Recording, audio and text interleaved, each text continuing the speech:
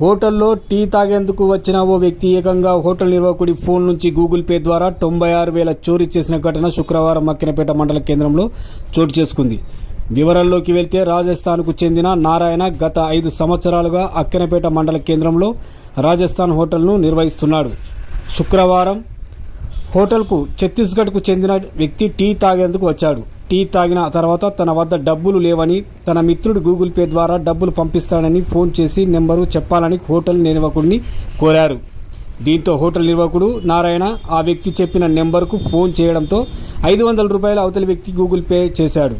అనంతరం సదరు వ్యక్తి హోటల్ నిర్వాహకుడిని ఒకసారి ఫోన్ ఇవ్వాలని తన స్నేహితుడికి ఫోన్ చేసి మాట్లాడుతానని తీసుకొని గూగుల్ పే ద్వారా 96,000 తన మిత్రుడికి ఫోన్ నెంబర్కు పంపించాడు. పనిలో పడిన సదరు హోటల్ నిర్వాహకుడు పట్టించుకోలేదు. ఆ తర్వాత చూసేసరికి తన అకౌంట్లో డబ్బులు లేవు. తాను మోసపోయినట్లు గుర్తించి వెంటనే అక్కినేపేట పోలీస్ స్టేషన్లో ఫిర్యాదు చేశారు. ఫోన్ ఇచ్చినాక ఏం చేసింది సార్ అంటే నేను కాల్ చేస్తాను, నాకు డ్రైవర్ బస్సుకు లేవు, మన పైసలు లేవని నేను ఒక 500 ఇచ్చిన. వాడు నాకు 500 ఫోన్పే కొట్టి తర్వాత వాడు 500 మళ్ళీ కాల్ చేస్తాను. ఫోన్ తీసుకున్నాడు. ఫోన్ తీసుకున్న తర్వాత మరి పైసలు వచ్చినాయి లేదని వాడు నాకు పాస్పోర్ట్ చూసి వాడు నేనేమో సాగు పెడుతున్నా, వాడు ఏమో మన పైసలు కొట్టుకుని వాడు వెళ్ళిపోయినాడు.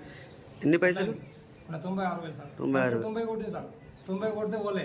తర్వాత మళ్ళీ గూగుల్ పే వాడు మన కొట్టిన 48 కొట్టింది సార్. కొట్టి వాడు తర్వాత మళ్ళీ నేను ఏమో MROఫీస్కు ఛాయ్ పట్టుకోపోయినా. అవర్ దగ్గర వాడు హోటలే కూర్చున్నాడు. తర్వాత వాడు మన ఆటో బస్సు ఉన్నాయంటే బస్సు అనుకున్న బస్సుకు పోనా అన్నాడు. మళ్ళీ ఆటోలో ఎక్కి వెళ్ళిపోయినాను. మాస్క్ పెట్టుకొని పోయినా సార్. స్టేషన్లో కంప్లీట్ ఇచ్చారా? ఇచ్చిన సార్. నేను ఒక బతకాల్సింది సార్. రాజస్థాన్ నుంచి ఏం చేయాలి?